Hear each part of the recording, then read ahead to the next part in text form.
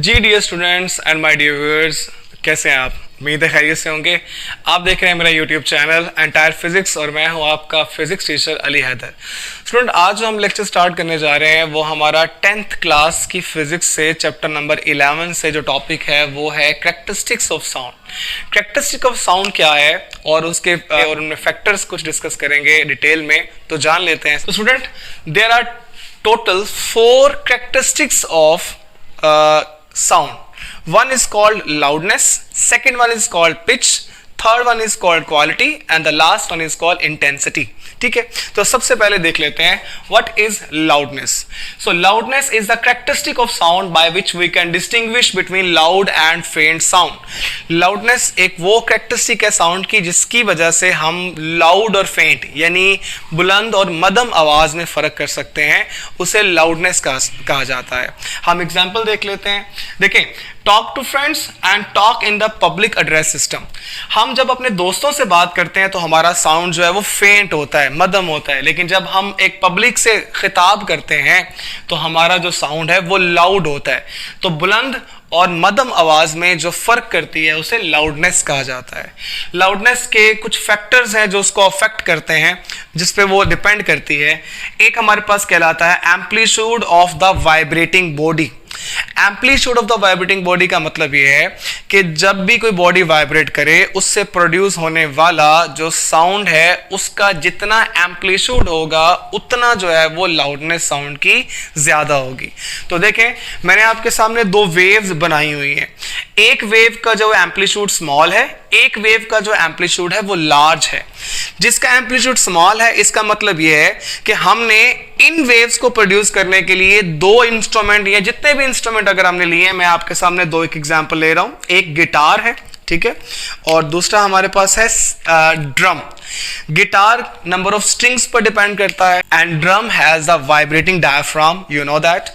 देखें, ड्रम की स्ट्रिंग्स को हम जितना वायलेंटली जो है वो प्लग करेंगे, इसका मतलब है उतनी ज्यादा जो है आप समझ लें लार्ज एम्पलीट्यूड वाली वेव्स प्रोड्यूस होंगी। इसका मतलब है साउंड लाउड प्रोड्यूस होगा।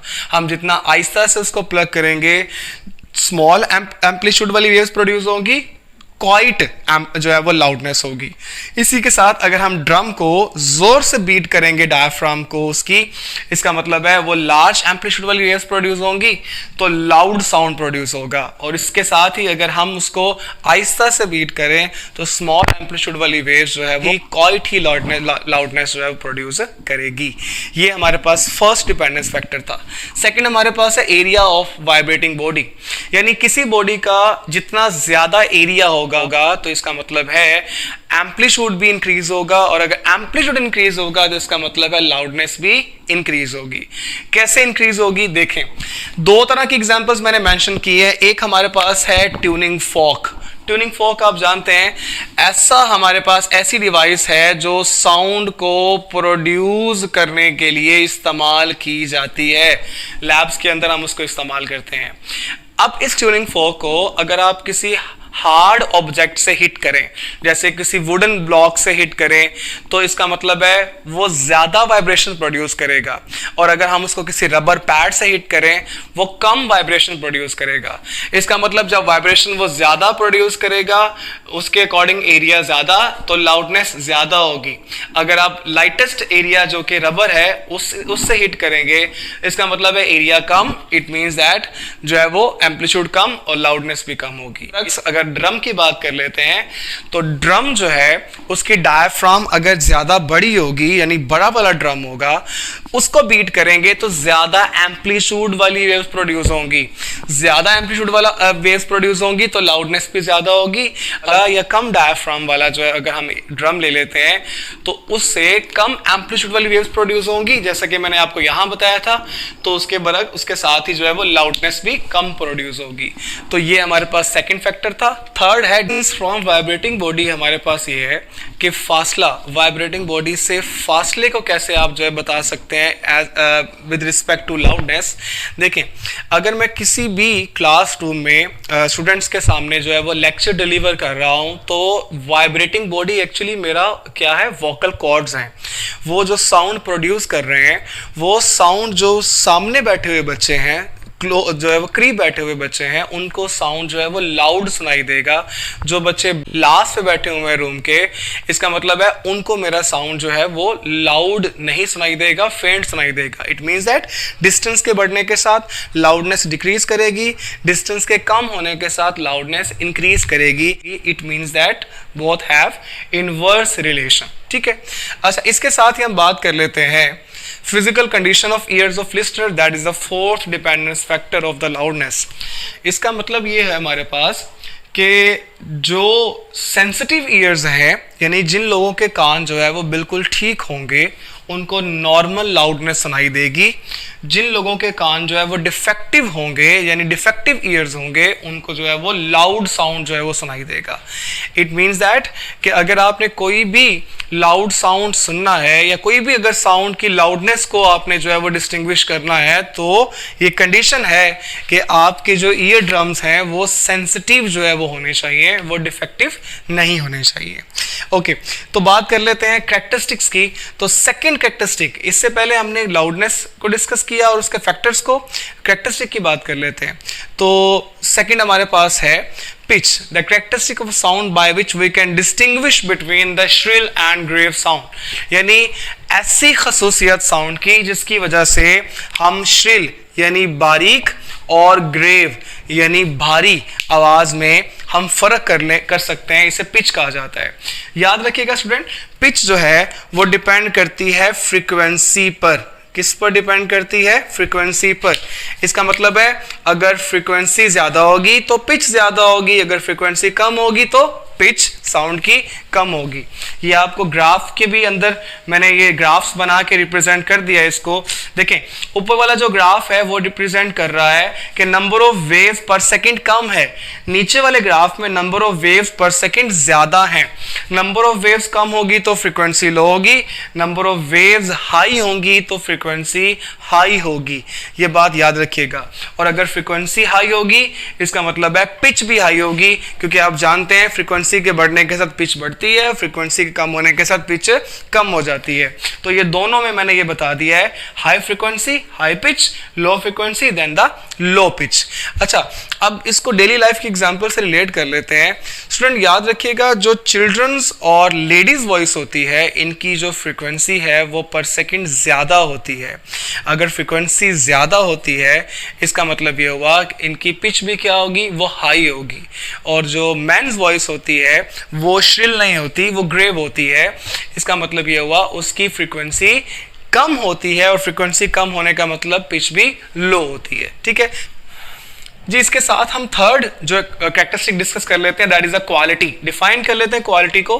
The characteristic of sound by which we can distinguish between two sounds of same loudness and pitch, यानी ऐसी खसूसियत साउंड की कि जो दो साउंड्स जिनकी लाउडनेस भी सेम हो और पिच भी सेम हो उसमें जो फर्क करती है उसे क्वालिटी कहा जाता है।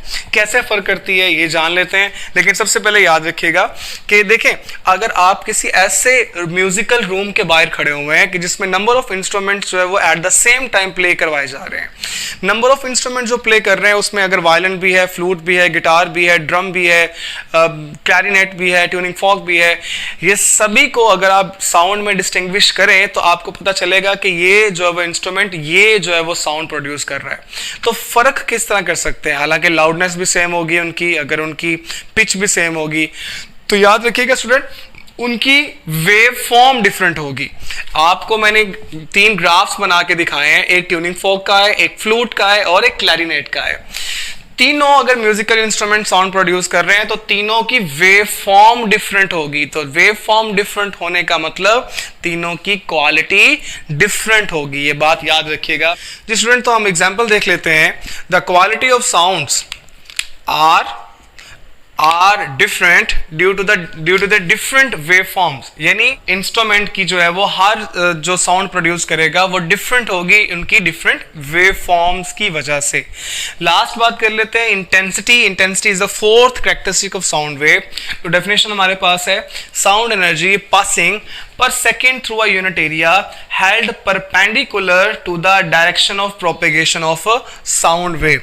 आपकी साउंड वेव के रास्ते में अगर कोई एक एरिया है जो कि परपेंडिकुलरली हेल्ड किया गया है, ठीक है, तो एक सेकंड के अंदर आपकी साउंड वेव की जो एनर्जी उस एरिया में से जितनी पास आउट करेगी, जो एक्चुअल में क्या कहलाएगी, that is called the intensity of that sound.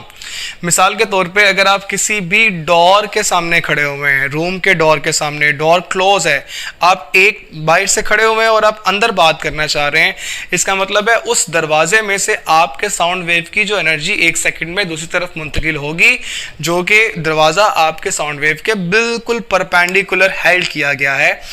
इसका मतलब है कि वो कहलाएगी इंटेंसिटी. लेकिन अगर उस डोर को ओपन कर दिया जाए तो फिर जो एक्चुअल लाउडनेस है जो आपके वोकल कॉर्ड से प्रोड्यूस हो रही है, वही वेव्स जो है वो आगे डिलीवर होगी, वही लाउडनेस आगे डिलीवर होगी. ठीक है, तो ये हमारे पास डेफिनेशन थी. डिपेंडेंस की बात कर लेते हैं. डिपेंडेंस जो है वो याद रखिएगा, इंटेंसिटी जो है ना वो एम्पलीट्यूड पर डिपेंड करती है. एम्पलीट्यूड ज्यादा तो इंटेंसिटी ज्यादा, एम्पलीट्यूड कम तो इंटेंसिटी कम होगी. और हाँ, एक बात और याद रखिएगा, intensity is not depends on the physical condition of ears of listener. ये कभी भी physical conditions of ears of listener पर डिपेंड नहीं करती. लास्ट में यूनिट डिस्कस कर लेते हैं. What is the unit of intensity? Student, intensity जो है ना वो है एनर्जी पर यूनिट एरिया. तो इसका मतलब है एनर्जी हम वॉट में कंसीडर करेंगे, एरिया मीटर स्क्वायर में. तो वॉट पर मीटर स्क्वायर जो यूनिट है वो कहलाएगा इंटेंसिटी का. तो यहां तक हमारा जो है वो लेक्चर मुकम्मल होता है. तो स्टूडेंट, अगर कोई पॉइंट क्लियर ना हुआ हो तो मुझे मैसेज करके आप कमेंट सेक्शन में पूछ सकते हैं. चैनल को लाइक कीजिएगा, सब्सक्राइब कीजिएगा, बेल आइकन को प्रेस कीजिएगा और अपना बहुत सारा ख्याल रखिएगा. Thank you.